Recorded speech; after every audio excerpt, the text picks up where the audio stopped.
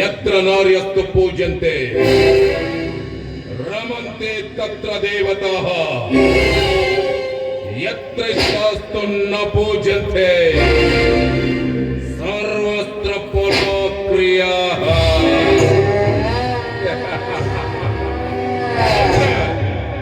ಎಲ್ಲಿ ಹೆಣ್ಣನ್ನು ಪೂಜಿಸ್ತಾರೋ ಗೌರವಿಸ್ತಾರೋ ಅಲ್ಲಿ ಮುಕ್ಕೋಟಿ ದೇವತೆಗಳು ನೆಲೆಸಿರ್ತಾರೆ. ಅದೇ ಹೆಣ್ಣನ್ನು ಶೋಷಿಸುವ ಪ್ರಪಂಚದಲ್ಲಿ, ಶೋಷಣೆ ಮಾಡುವ ಗಂಡಿನಲ್ಲಿ ಅವಳ ಇಷ್ಟಾರ್ಥ ಫಲಪ್ರದವಾಗೋದಕ್ಕೆ ಸಾಧ್ಯನೇ ಇಲ್ಲ. ಆದರೆ ಇದು ಕಲಿಯುಗ. ಇಲ್ಲಿ ಹೆಣ್ಣನ್ನು ಪೂಜಿಸುವುದಕ್ಕಿಂತ, ಗೌರವಿಸುವುದಕ್ಕಿಂತ ಅವಳ ದೇಹದ ಮೇಲೆ ಆಸೆ ಪಟ್ಟು ಅವಳನ್ನು ಮೋಹಿಸುವ ಗಂಡಸರ ತುಂಬಿದ್ದಾರೆ ಈ ಕೆಟ್ಟ ಸಮಾಜದಲ್ಲಿ. ಹಾಗಂತ ಹೆಣ್ಣೇನು ತುಂಬಾ ಸಾಚ ಅಂದ್ಕೊಂಡ್ರ? ಹೆಣ್ಣು ತಗ್ಗಿ ಬಗ್ಗಿ ನಡೆದ್ರೆ ಅವಳನ್ನ ಪೂಜಿಸ್ತೀವಿ, ಗೌರವಿಸ್ತೀವಿ, ಆರಾಧಿಸ್ತೀವಿ. ಅದೇ ರೀತಿ ತುಂಡು ತುಂಡು ಹುಡುಗಿಯನ್ನು ತೊಟ್ಟು ನಮ್ಮಂತ ಗಂಡಸನ್ನು ರೊಚ್ಚಿಗೆ ಬಿಸಿದೆ ಹೋಗಾದ್ರೆ ಕಾಲು ಕುಳಿತ ಗಿಡುಗನಾಗಿ ಬಂದು ಅವಳ ಶೀಲವನ್ನು ಕುಕ್ಕಿ ಮಣ್ಣು ಮಗ್ಗಿಸ್ತೀವಿ.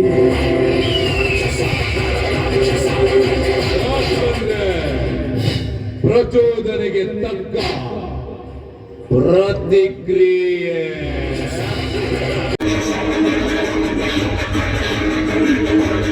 ಯಾಕಂದ್ರೆ ಇದು ಕಲಿಯುಗ. ತಲೆ ಒಡೆಯೋರ ಕಲಿಯುಗ, ತಲೆ ಓಡಿಸೋರ ಕಲಿಯುಗ, ತಲೆ ಹಿಡಿಯೋರ ಕಲಿಯುಗ.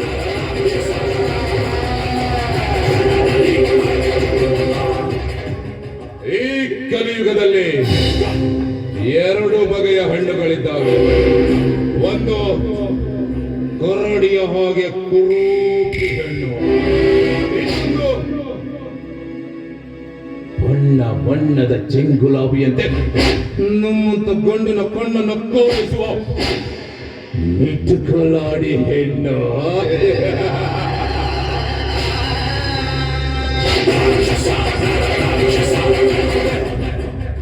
ನಮ್ಮಂತ ರಸಿಕರು ಇಷ್ಟಪಡುವ ಹೆಣ್ಣು ಅದೇ ಕೆಂಪು ಕೆಂಪಿನ ಚೆಂಗುಲಾಬಿ. ಅದೇ ರೀತಿ ಈ ಡಾಕ್ಟರ್ ಉದ್ದೇಶನ ಕಣ್ಣು ಕೋರಿಸಿದ ಕಥೆ ರುದ್ರೇಶನ ಸತಿ.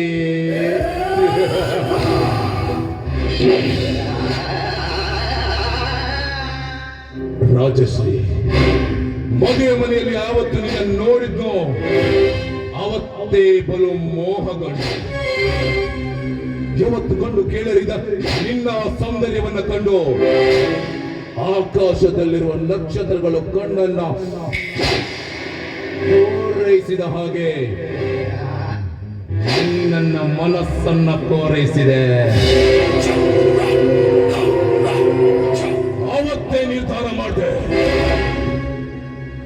ನಿನ್ನಂತ ತುಂಬಿ ನಿಂತಿರುವ ಹೂವಿನ ಮಕರಂದವನ್ನ ತೀರಿ ಅದರ ಜೊತೆಗೆ ಚೆಲ್ಲಾಟ ಆಡುವ ಮಹಾಪುರುಷ ನಾನಾಗಬೇಕೆಂದು ಬಯಸಿದೆ. ಅದೇನ್ ಮಾಡ್ಲಿ, ಏನ್ ಮಾಡ್ಲಿ? ನೀನೀಗ ದೇವರಿಗೆ ಮೀಸಲಿಟ್ಟ ಹಾಲಲ್ಲ, ಬದಲಾಗಿ ಎಂಜಲು ಹಾಲು. ಆದ್ರೂ ಪರವಾಗಿಲ್ಲ. ಕಾಮಾತುರಾಣಂ ನವಯಂ ನ ಲಜ್ಜಂ. ನಮ್ಮಂತ ಕಾಮೋದ್ವೇಗದಲ್ಲಿ, ರಕ್ತತನದಲ್ಲಿ ತುಂಬಿಕೊಳ್ತಾ ಇರ್ತಿರೋ ನಮ್ಮಂತ ಯುಗ ಪುರುಷರಿಗೆ ನೀನು ಎಂಜಲಾಗಿದ್ರು ಮೃಷ್ಟಾನ್ನ ಭೋಜನದಂತೆ.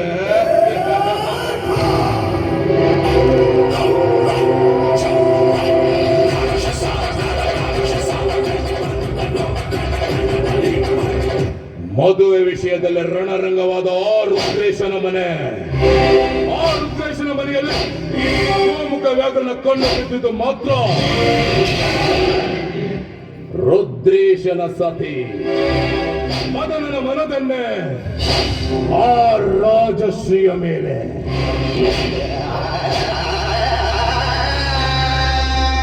ರುದ್ರೇಶ, ನಿನ್ನ ಸ್ನೇಹಿತ ನಿನ್ನ ಸ್ನೇಹಿತ ಬಂಧನವನ್ನು ನಾನು ಬಯಸಿಕೊಂಡು ರತಿ ರೂಪದ ನಿನ್ನ ಸತಿಯನ್ನ ನನ್ನ ಮೋಹ ಕೋಶದೊಳಗೆ ಸಿಲುಕಿಸಿ ಅವರ ದೇಹ ಸುಖವನ್ನು ಅನುಭವಿಸಿ ಪರಮಾನಂದ ಹೊಂದುವುದೇ ಈ ಉದ್ದೇಶನ ಪರಮ ಉದ್ದೇಶ.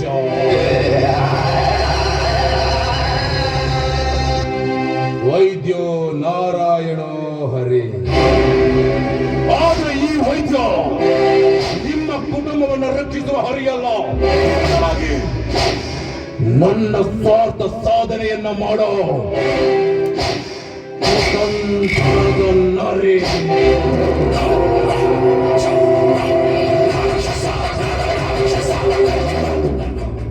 ಬರ್ತಾ ಇದ್ದೇನೆ.